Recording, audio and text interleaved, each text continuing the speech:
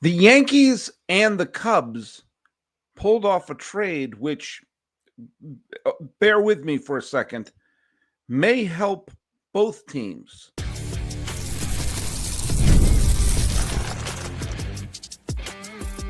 You are Locked On MLB, your daily MLB podcast, part of the Locked On Podcast Network, your team every day. Hello, baseball fans. Welcome to Locked On MLB, part of the Locked On Podcast Network, where it's your team every day. This is the daily podcast where we talk about all of Major League Baseball. I am your host, Paul Francis Sullivan. Please call me Sully. Follow us at Locked On MLB Pods on Twitter or whatever it's called now, and on Instagram. I'm your pal Sully. I'm at Sully Baseball on Blue Sky, Sully Baseball Podcast on the Instagrams. And today's episode is brought to you by our good friends over at Game Time. Download the Game Time app, create an account, and use the code LOCKEDONMLB for $20 off of your first purchase. Okay, well, we have a little bit of baseball news, God forbid, happened today. A major trade was made between two major teams that have major thoughts of being majorly facing each other in the postseason next year. The New York Yankees have struck a deal with the Chicago Cubs to bring in yet another former MVP Dodger. No, it's not a three-way trade involving Freddie Freeman, nor Shohei Ohtani, nor Mookie Betts. Nope, it's Cody Bellinger.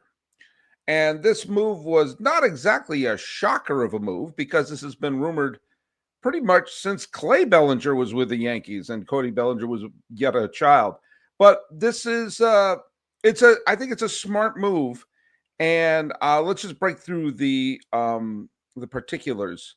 It looks like Bob Nightingale reported this, that at least from the tweet that I'm reading, Cody Bellinger and Cash, not my good friend Cash Hartzell, but Cash Money, are heading to the New York Yankees. And Cody Poteet, who pitched a relief pitcher who started some games for the Yankees this year, is heading for the Chicago Cubs. And there's always a little race whenever you see a big trade happen to try to figure out who won it, who lost it, who got swindled, sometimes a trade works out for both teams. And we don't know what's going to happen. Cody Bellinger could bust. Cody Poteet could win the Cy Young Award. We don't know. Cody Bellinger could revert back to his MVP caliber self, and Cody Poteet could flame out. Just last year, when the Red Sox traded Chris Sale for Vaughn Grisham, I kind of sighed and thought, yeah, makes sense. It makes sense. Chris Sale's at the end of his career, basically, and at least they got a good second baseman out of it. And Chris Sale won the Cy Young Award. So, yeah, weird things happen. Players can have big turnarounds. But the Yankees, I don't know if you read this. It was in the news. They lost Juan Soto. They lost Juan Soto to the New York Metropolitans, which meant New York Yankee fans clutched their pearls and said, I can't believe a player would leave us. He's been with us an entire year. And off he went to the big money, because no one could have expected someone who turned down a 15-year contract from the Nationals would hold out for the highest check. Well, Cody Bellinger is in many ways the exact kind of player the Yankees should be trying to acquire right now. Is he Juan Soto? No. The difference is Cody Bellinger has won an MVP. Okay, that was a cheap shot. They both are World Series champions. They both are Silver Sluggers. And, Cody Bellinger is 29. He will be 30 in the middle of the season. And he has some Yankee ties. His father was Clay Bellinger, who had a very weird career. He was like the John Cazale of baseball. If you don't know who John Cazale is, John Cazale was a great actor who was best known for playing Fredo Corleone in the Godfather series. He only made 5 movies before he sadly died, but all 5 of the movies he was in were classics that were nominated or won the Oscar for Best Picture. Godfather, Godfather 2, The Conversation, Dog Day Afternoon, and The Deer Hunter. Then that's it. Cody Bellinger's father, Clay Bellinger, played for the 1999, 2000, and 2001 New York Yankees. So he won 2 rings. and played in another World Series before being let go by the Yankees and being picked up by the 2002 Angels. Now, he didn't play in that year's postseason, but he got himself a third ring. He played 4 seasons in the major leagues and got 3 rings for his troubles, played in the postseason with 2 of those champions. And the year he didn't win a World Series title was a year that the Yankees had a leading the bottom of the ninth, the Game 7 of the World Series with Mariano Rivera on the mound. In other words, good things happen to the Yankees when they have a Bellinger in there. And he wound up winning a World Series. And it was only the 2020 World Series. Shut up. It was the World Series that was won in 2020. And he was coming off of a MVP Gold Glove Silver Slugger season. Say that 3 times fast. And was the Rookie of the Year in 2017. He was also the League Championship Series MVP for the Dodgers in 2018. But I'm going to go on record. That was the least deserving League Championship Series MVP I've ever seen. Cody Bellinger hit some big home runs and got some big hits in that postseason, to be sure. But Yasiel Puig should have won the NLCS MVP that year. And I think even Cody Bellinger knew that. But I digress. The fact of the matter is he is a major leaguer. He is a major leaguer who belongs on a major league roster. And when I talked about operate like the 2021 World Series champion Atlanta Braves, if you lose a big star like they did with Ronald Acuna Jr., and they also lost Marcelo Zuna, they lost their entire outfield. They cobbled together with Rosario and Soler and Jock Peterson, major leaguers, and all 3 of them came up big in the postseason, and they won a World Series, and they were able to withstand the Acuna loss and the Marcelo Zuna loss. Well, you're not going to replace Juan Soto, but you have to make sure that his spot is played by a major leaguer. Now, when he was 23 years old and he won the MVP with the Dodgers, if you like traditional stats, he hit 47 home runs, drove in 115 runs, and had a 305 average. If you like more sabermetric stuff, he led the league in WAR with 8.6, and his OPS plus was 167. So he had an elite season in 2019 and still put up good power numbers in the truncated 2020 season, and then fell off the damn cliff. He wily coyoted into 2021. He finished the year, if you like WAR, his WAR was negative 1.7. If you like traditional stats, he batted under 170. And his home run totals plummeted from 47 to 10. And he had a rotten season the next year, and he looked like he was done. Cubs took a flyer on him, and he had a terrific bounce-back season in 2023 and regressed last year to a mere mediocre player. So the Yankees could get MVP, they can get horrific player, or they can get player who played last year. Either way, they're going to get, excuse me, I scratched my nose. Either way, they're going to get someone with power, with speed, with postseason experience. And this is where it really helps the Yankees, other than the fact that he's not afraid of the big stage, some versatility. Now, right now, he is being described as being the new center fielder for the New York Yankees. And that's right there. If he is just a adequate center fielder, they're going to make an improvement because they can move Judge, Mr. Clank, back to right field. Judge was not a great defensive center fielder. And I'm not just saying that because he dropped that ball in Game 5 of the World Series. He actually made a terrific catch in Game 5 of the World Series as well. He's a terrific right fielder. He should be the right fielder. And so he's being played out of position last year because Juan Soto was playing right field. Well, now if you put Bellinger in center field, boom, you can move Judge back to where he belongs. Now, if the Yankees want to acquire yet another player, if they want to bring back Harrison Bader or Michael Aton, or get someone who's a more traditional defensive center fielder, they can then move Cody Bellinger to first base. He can play all 3 outfield positions and first base. Now, the Yankees are probably going to go all in on Christian Walker or try to swipe Pete Alonso. I think Alonso is actually going to go back to the Mets, but who's asked me?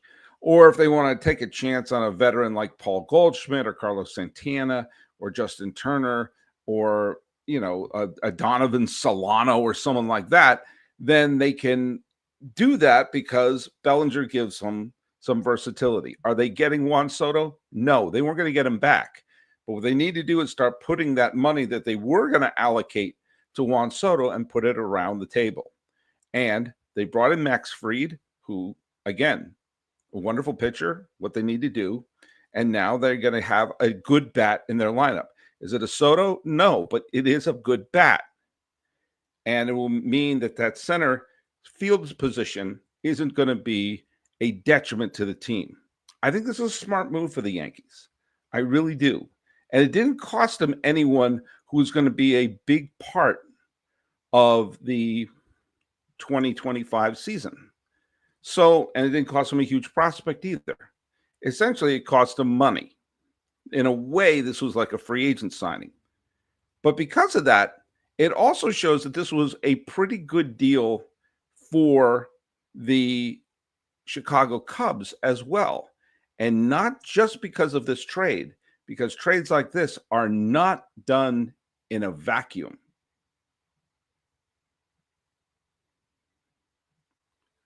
Hey, let's hear from our friends over at Game Time. I've used Game Time before. I bought my tickets for the National League Championship Series. I saw the Dodgers clinch the pennant, and I used Game Time while I'm visiting relatives in the Bay Area. And I think I'm going to use Game Time to check out the San Jose Sharks. By the way, today the San Jose Sharks are playing the Winnipeg Jets. The Jets and the Sharks. Please tell me they're playing a West Side Story riff there. But Game Time is focused on togetherness this holiday season. That means you bring people together at live events. The experience is that much better, and it's the perfect gift. Game Time is a new feature called Game Time Picks that makes getting tickets for live events even easier. Game Time Picks filters out the fluff to show you only incredible deals on great seats so you don't have to waste time searching through thousands of tickets. Game Time Picks lets you curate your ticketing experience and makes it easier to save more on sports, concert, comedy, theater, and more. You get seat views. You get a panoramic seat view in the app before you buy it and the lowest price guarantee, or Game Time will credit you 110% of the difference, and you get the Game Time ticket coverage. Your coverage is your purchase. Doing it live, folks. Your purchase is covered with the most flexible customer service policy in the ticketing industry. Take the guesswork out of buying tickets with Game Time. Download the Game Time app, create an account, and use code LOCKEDONMLB for $20 off your first purchase. Terms apply. Again, create an account, redeem the code LOCKEDONMLB for $20 off. Download Game Time today. What time is it? I'll tell you what time it is. It is game time.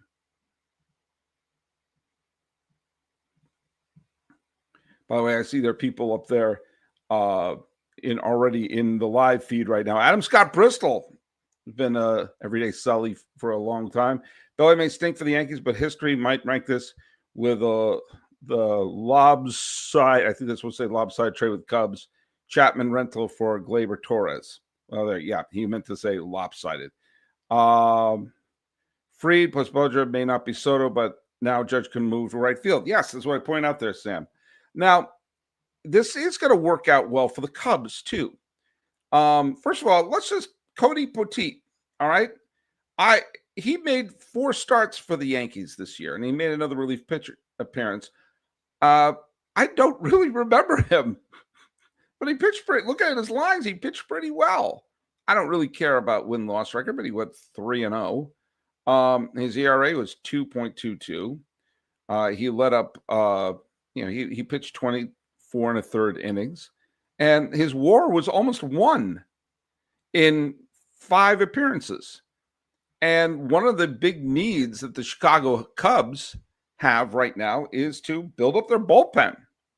And you put Poteet in there. Do I think Poteet is going to say, wow, you had Hall of Fame closers with the Cubs like Bruce Sutter, Lee Smith, Cody Poteet? No, I don't see that, but, could he give them bullpen depth? Yeah, maybe. It's worth a flyer. But the main thing is they need to do 2 things. The Cubs had an absolute logjam in their outfield, especially after acquiring Kyle Tucker. Kyle Tucker is an upgrade over Cody Bellinger. Yes, But now they have Ian Happ, Pete Crow Armstrong, Seiya Suzuki, Tucker, and Michael Busch at first base. There were too many outfield. There weren't enough spots in the outfield. And outfielders are not like pitchers where I can say you can never have enough pitchers. If worse comes to worse for the Cubs and there's an injury, there are always available outfielders who are unsigned, who will be floating around out there. There'll be a Ramon Laureano who will be unsigned. Hell, there may even be a Alex Verdugo. You don't have Alex Verdugo. There'll be a Ben Gamble. There'll be someone like that who's a veteran who'll be unsigned that they can bring in cases of injury. Okay. But right now, they have solved part of that outfielder logjam. Another thing they had to do was improve their bullpen.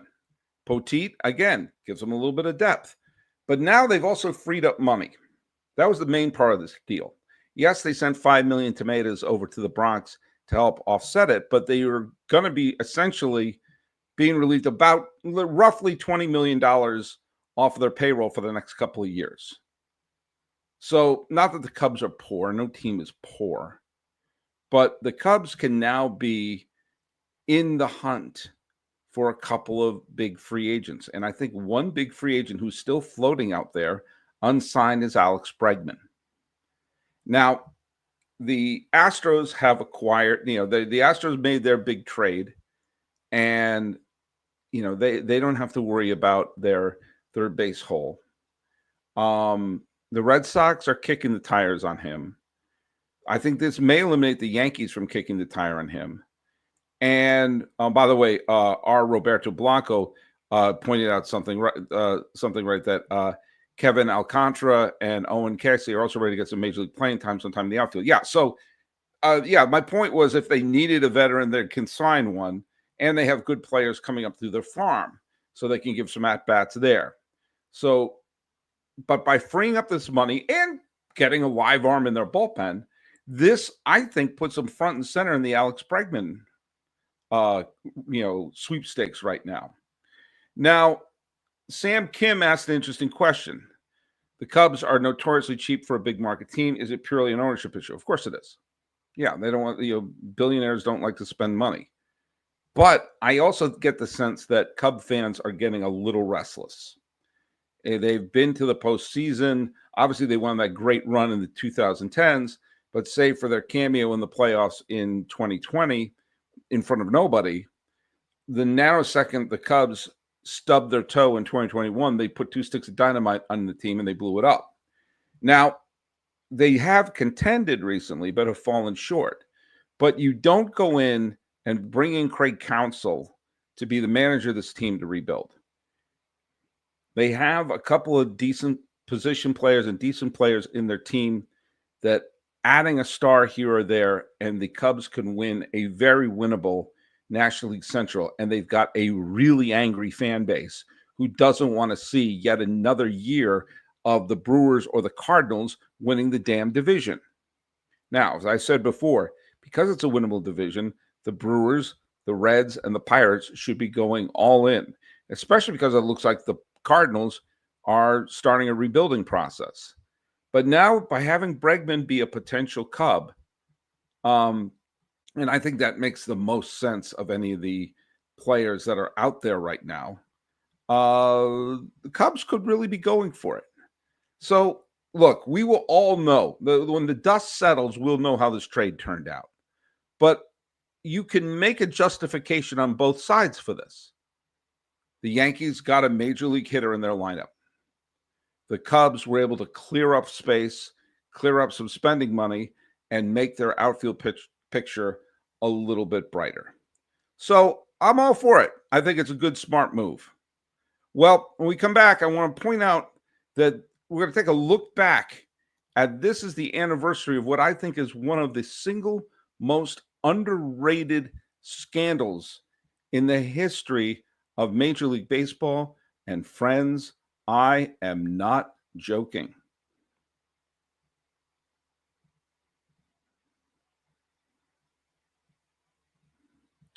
Let's hear from our good friends over at FanDuel, shall we? You know all about FanDuel, right? FanDuel. You get ready to tackle the NFL action with FanDuel, America's #1 sportsbook, because right now new customers can bet $5 to get $150 in bonus bets if you win.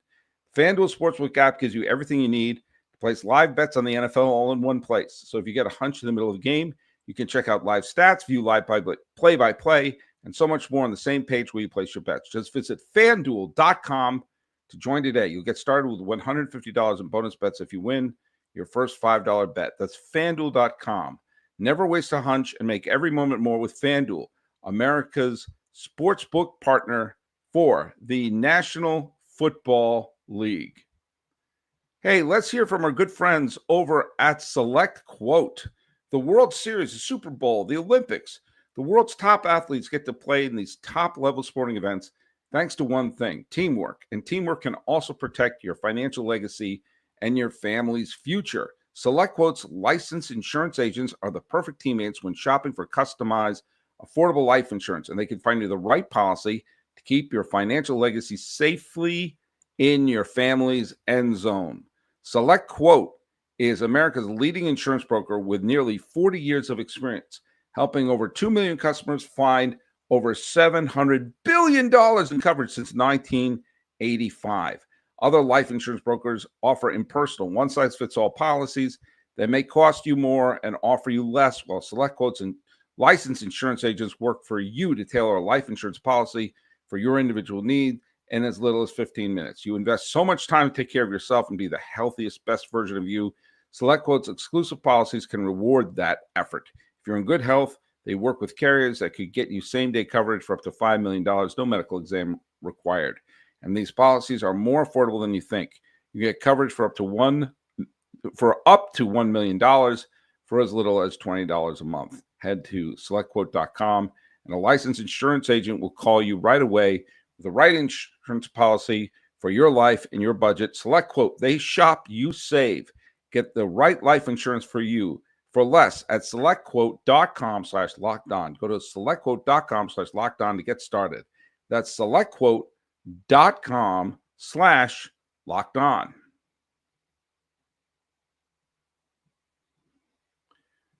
A lot of times when we do this day in baseball history, we remember great days and great moments and things like that.